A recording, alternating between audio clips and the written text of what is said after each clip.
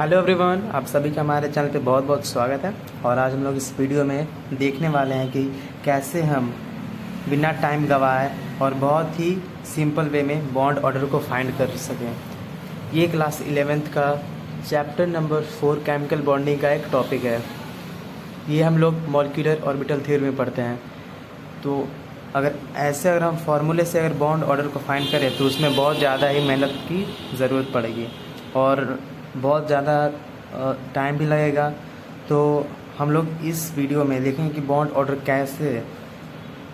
को हम कैसे एकदम सिंपल वे में और मात्र चुटकी बजाय 1 या 2 सेकंड में ही बॉन्ड ऑर्डर को फाइंड करें। तो आइए देखते हैं।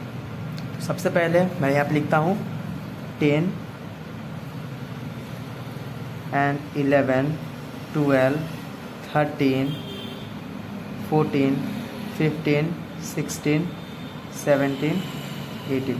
तो मैं बॉन्ड ऑर्डर मेनली अगर हम देखें तो मेनली हमें 18 तक ही पढ़ने हैं क्लास 11 में और क्लास 12 में भी। बाकी ग्रेजुएशन में हमें इनसे आगे तक पढ़ेंगे, लेकिन अभी हमारे सिलेबस में सिर्फ इतना ही है। तो हम लोग 13 को बेस मानेंगे। 13 को मैं यहाँ पे लिख सकता हूँ 3 और यहाँ पर 3 है तो उसमें 0.5 का डिफरेंस होगा। तो इसके ऊपर में मैं लिख देता हूँ 2.5, 16 का हो जाएगा 2 और इसमें 0.5 का डिफरेंस, जिससे मैंने ऊपर 13 में ही बताया था 17 में हो जाएगा 1.5 और 18 में 1। और सिमिलरली ऊपर में भी ऐसा ही होगा 2.5 टू 1.51। तो देखिए, और ये देखिए एकदम सिंपल वे में, एकदम सिंपल ट्रिक है।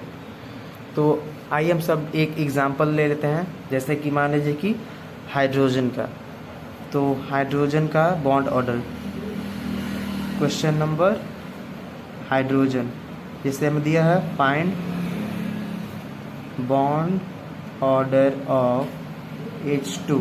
तो हमें हाइड्रोजन मॉलिक्यूल का बॉन्ड ऑर्डर फाइंड करना है। तो बॉन्ड ऑर्डर के लिए हमारे पास एक फॉर्मूला होता है और वो है NB माइनस Na/2।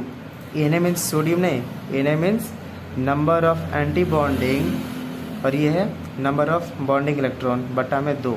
ये हमें बॉन्ड ऑर्डर फाइंड करने का फॉर्मूला है। मैं चाहता हूँ कि आप इस फॉर्मूले को याद कर लें। Number of bonding electron minus number of anti bonding electron upon 2। तो बॉन्ड ऑर्डर फाइंड करने के लिए हमें मॉलिक्यूलर ऑर्बिटल थ्योरी के लिए इलेक्ट्रॉनिक कन्फिग्रेशन याद रखना पड़ेगा। तो इसका इलेक्ट्रॉनिक कन्फिग्रेशन होता है, देखिए ध्यान से देखिएगा, सिग्मा माइनस 2 सिग्मा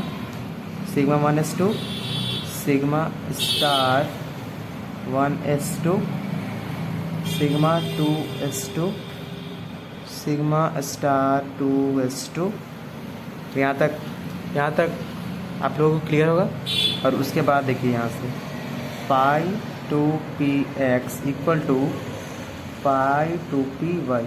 इन दोनों को चाहे तो आप ब्रैकेट में लिख सकते हैं, ये दोनों इक्वल होते हैं। और उसके बाद हमारा आता है सिग्मा 2pz। उसके बाद आता है pi star 2px equal to pi star 2py। इसको भी आप ब्रैकेट में यहाँ पे कर लीजिए। और हमारा उसके बाद आता है सिग्मा स्टार 2pz। तो ये जो मैंने इलेक्ट्रॉनिक कन्फिग्रेशन ये जो लिखा है, तो इस इलेक्ट्रॉनिक कन्फिग्रेशन की मदद से हम लोग फाइंड कर सकते हैं 14 के इक्वल, मतलब 14 तक इलेक्ट्रॉन हम लोग फाइंड कर सकते हैं इस इलेक्ट्रॉनिक कन्फिग्रेशन की मदद से। 14 के बाद हम लोग इस इलेक्ट्रॉनिक कन्फिग्रेशन से फाइंड नहीं कर पाएंगे क्योंकि ये इनवैलिड हो जाएगा, लेकिन 14 तक ये वैलिड है। और ये ध्यान दीजिएगा, ये एटॉमिक ऑर्बिटल इलेक्ट्रॉनिक कन्फिग्रेशन नहीं है, ये मॉलिक्यूलर ऑर्बिटल के लिए वैलिड है। और ये एकदम ट्रू है। मॉलिक्यूलर ऑर्बिटल थ्योरी 100 में से 100% ट्रू है क्योंकि ये एक्सपेरिमेंटल है। तो आइए हम लोग देखते हैं। तो देखिए यहाँ पे हमें क्वेश्चन में फाइंड करना था H2 यानी कि हाइड्रोजन का। तो हाइड्रोजन में इलेक्ट्रॉन की नंबर कितना हो, इलेक्ट्रॉन की संख्या 2। तो यहाँ पे हम लोग लिख लेंगे कितना, यहाँ पे H2 है तो हाइड्रोजन का इलेक्ट्रॉन होगा 2, तो यहाँ पे क्या है सिग्मा 1s2, तो सिग्मा 1s2 ख़त्म हो गया। तो हम फॉर्मूला लगाएंगे Nb माइनस Na/2। तो इसका बॉन्डिंग इलेक्ट्रॉन कितना है, बॉन्डिंग इलेक्ट्रॉन है 2, तो यहाँ पे लिख देंगे हम लोग 2 माइनस, और एंटी बॉन्डिंग इलेक्ट्रॉन तो हमें दिख नहीं रहा है, तो एंटी बॉन्डिंग इलेक्ट्रॉन 0/2। यहाँ तक क्लियर होगा। इसके बाद 2 में से 0 जगह कितना बचेगा, 2 ही बचेगा, बटा में 2 है, तो इसे हम कट करेंगे तो हमारा आ जाएगा 1। तो देखिए कितना ही ईजी था। ये हमारा H2 का जो बॉन्ड ऑर्डर है वो हमारा आ गया 1। और मैं आप सभी को एक बात ये भी बता देना चाहता हूँ कि जो ये स्टार होता है, इस स्टार को हम लोग कहते हैं एंटी बॉन्डिंग इलेक्ट्रॉन। और उसके बाद अगर कोई आपसे कहेगा कि फाइंड द बॉन्ड पे, बोलेगा कि बॉन्ड ऑर्डर फाइंड करिए H2+ का, ये मैं ऊपर में फाइंड करके दिखाता हूँ आप सभी को।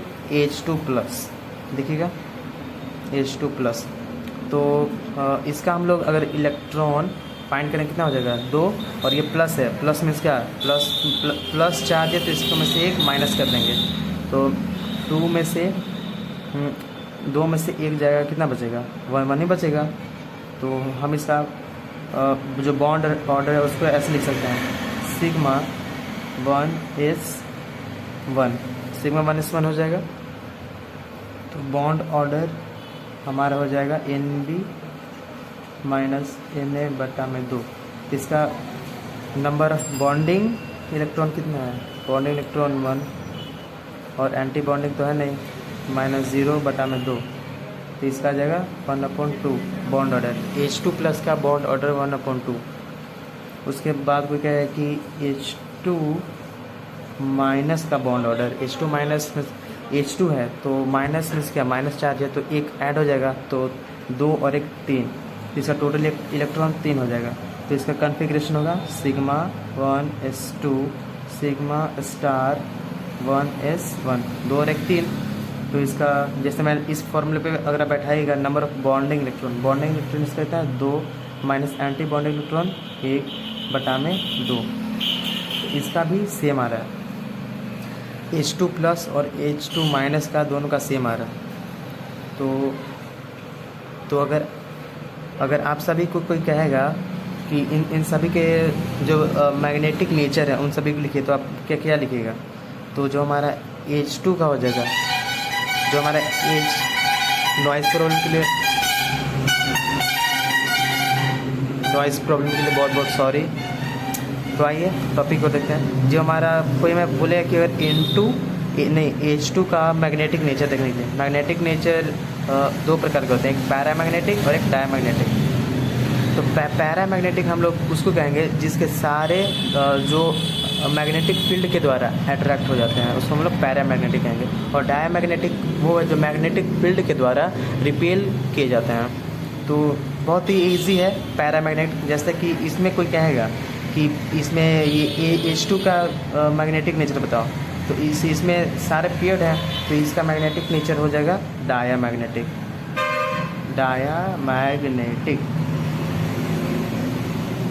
इसका नेचर डायामैग्नेटिक हो जाएगा क्योंकि इसमें सारे पेयर्ड हैं। देखिए तो यहाँ पे 1 नहीं ना है, यहाँ पे पेयर्ड है। और उसी पर अगर हमें कोई कहेगा कि H2+ का मैग्नेटिक नेचर, H2+ का मैग्नेटिक नेचर ये अनपेयर्ड है, तो ये पैरामैग्नेटिक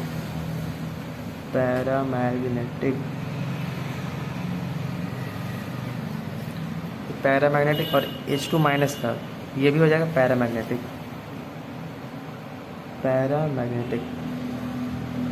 तो अगर हमें इस कोई कहे कि सबसे ज़्यादा स्टेबल कौन होगा, तो सबसे ज़्यादा स्टेबल तो H2 हो जाएगा हमारा।